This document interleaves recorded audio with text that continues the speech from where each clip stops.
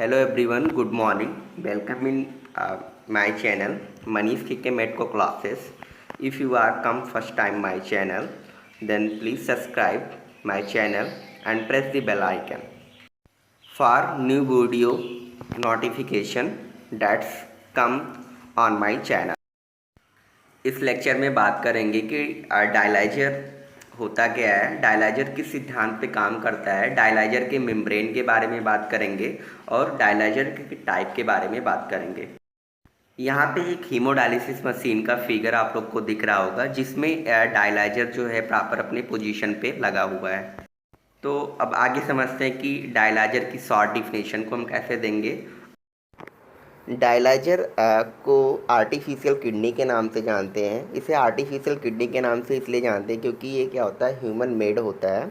Dialyser का basically काम क्या होता है, ये पेशेंट के बॉडी से क्या होता है, ब्लड को लेता है और पेशेंट के बॉडी से ब्लड को फिर क्या करता है, या जो डायलाइजर में ब्लड फिल्टर हो जाता है उसको फिर पेशेंट के बॉडी में क्या करता है, इंसर्ट करता है। तो बात ये करते हैं कि डायलाइजर में दो हेडर होता है, एक आर्टेरियल हेडर होता है, एक वेनस हेडर होता है। जो आर्टेरियल हेडर होता है वहाँ से क्या होता है, पेशेंट के बॉडी से ब्लड आता है, और जो वेनस हेडर होता है उसके थ्रू क्या होता है, पूरा जो ब्लड होता है डायलाइजर में फ़िल्टर होके पेशेंट के बॉडी में जाता है। अब बात करेंगे कि जो डायलाइजर है, एक डायलाइजर को मैक्सिमम कितने टाइम यूज़ करना चाहिए।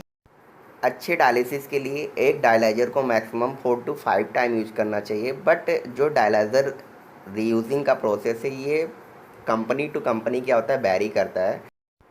एक अच्छे डायलाइजर की कैरेक्टरिस्टिक्स फीचर्स क्या होते हैं, क्या क्या उसमें कैरेक्टर्स को रख के उसे अच्छा डायलाइजर माना जाता है।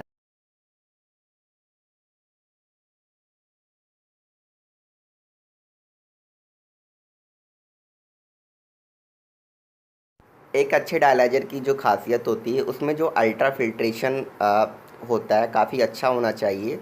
कम से कम प्रोटीन और अमीनो एसिड का लॉस होना चाहिए, उसमें कोई टॉक्सिक कंपोजिशन ना रहे, और जो पेशेंट का ब्लड है मिनिमल लॉस होना चाहिए।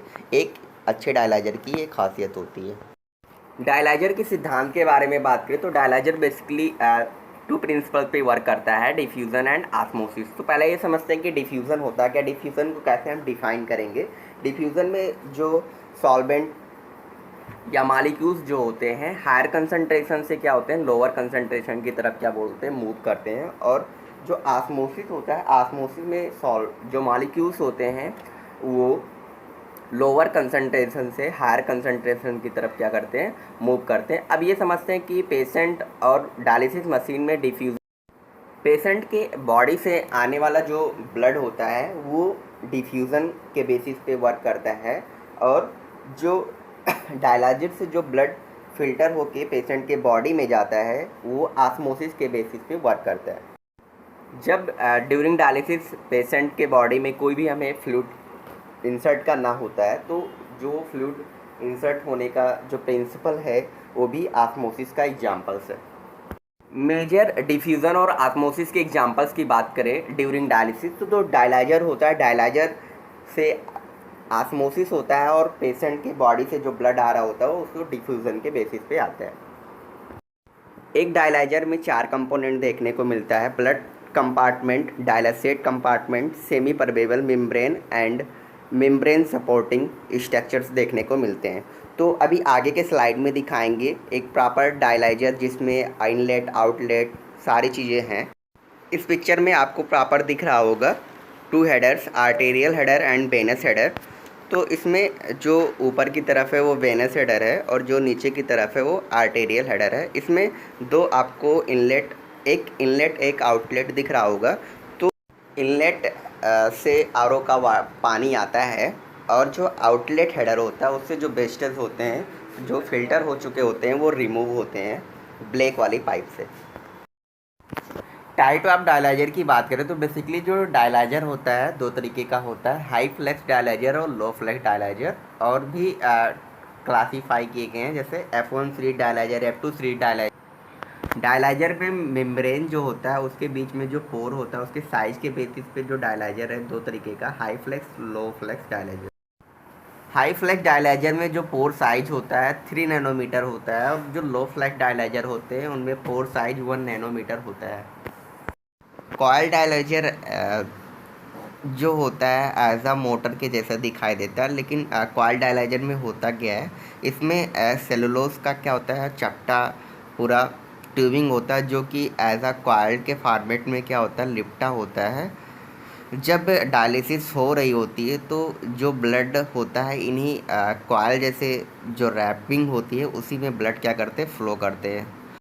ब्लड चैनल्स काफ़ी बड़े होने की वजह से इसमें ज़्यादा सरफेस एरिया की आवश्यकता होती है और ज़्यादा रेजिस्टेंस की आवश्यकता होती है। अल्ट्रा फिल्ट्रेशन रेट जो होता है इसमें अनप्रिडिक्टेबल होता है, जिससे शीघ्र ही ब्लड लीक होने के चांसेस होते हैं। पैरेलल प्लेट डायलाइजर में जो मेम्ब्रेन के सीट होते हैं उसको सपोर्टिंग प्लेट के बीच में रखा जाता है, और ये जो प्लेट्स होते हैं काफ़ी मजबूत होते हैं, जो कि डायलिसेट होता है उसके फ़्लो को इसके फ़्लो को सर्कुलेट कराने में मदद करते हैं। इनमें जो रेजिस्टेंस होता है ब्लड का काफ़ी लो होता है। सरफेस एरिया इनका जो होता है 0.25 से 1.5 मिली स्क्वायर होता है। एडवांटेज और डिसएडवांटेज की बात करें पैरेलल प्लेट डायलाइजर के, तो एडवांटेज जो ब्लड वॉल्यूम होता है लगभग पैरेलल प्लेट डायलाइजर में 50 से 100 ml से 100 mmHg तक होता है, और इसमें हाई TMP होता है। हिपेरिन रिक्वायर्ड यूजली लो, इसमें काफ़ी लो हिपेरिन की आवश्यकता पड़ती है।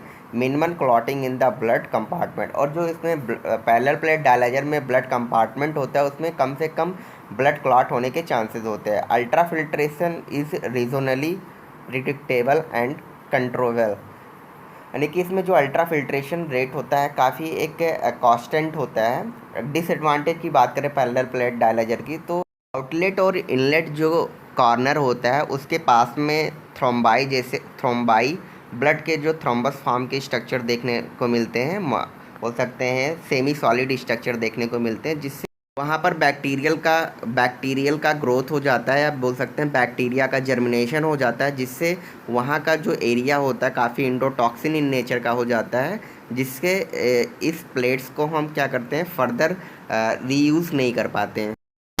हालो फाइबर डायलाइजर रिसेंटली सबसे ज़्यादा यूज़ होता है।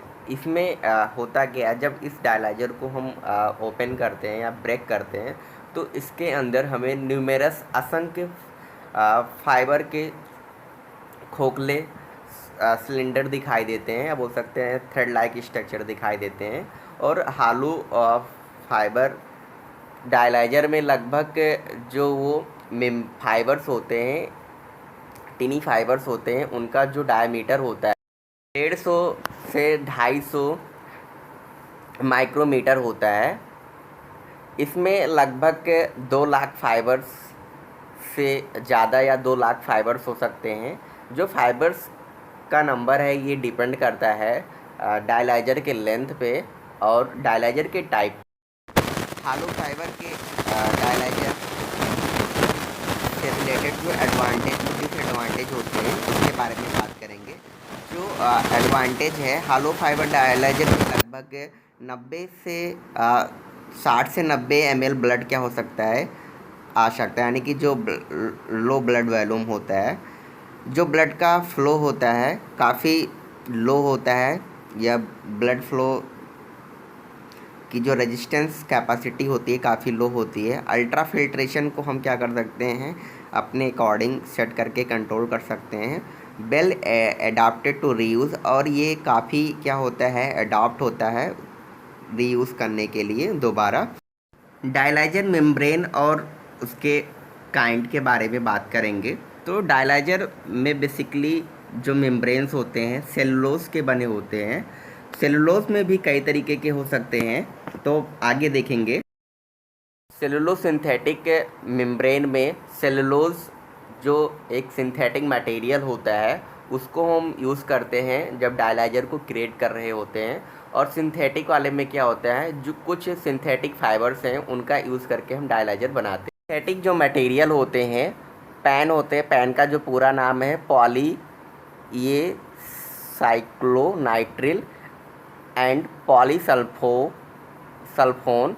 बेसिकली यहाँ पर एक क्रॉस क्वेश्चन पूछा जाता है जो कि फर्जीनियस के डायलाइजर का जो मेम्ब्रेन होता है बेसिकली पॉलीसल्फोन मेम्ब्रेन से मिलकर बना होता है।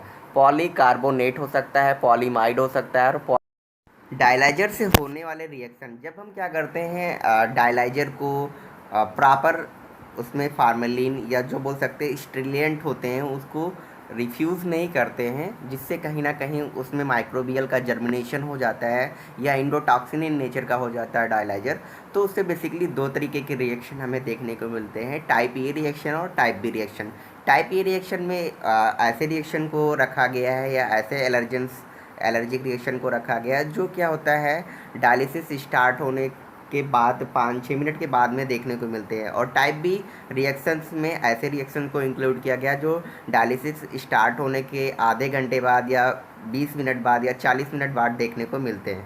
तो जो ये वाले रिएक्शंस है जैसे डायलिसिस स्टार्ट होने के 5-6 मिनट बाद पेशेंट को डिस्पोनिया हो सकता है, यानी कि सांस लेने में प्रॉब्लम हो सकती है, पूरे बॉडी में ईचिंग जैसा फील हो सकता है जिसे हम यूटिकैरिया बोलते हैं मेडिकल के टर्म में, कफ खांसी आ सकता है, हाइपोटेंशन में जा सकता है, जो कार्डियक बोल सकते हैं वेसल्स हैं वो अपने आप में या बोल सकते हैं प्रॉपर ब्लड की सप्लाई ना होने की वजह से वो कोलेप्स हो सकते हैं। टाइप बी रिएक्शंस में बैक पेन हो सकता है, चेस्ट पेन हो सकता है।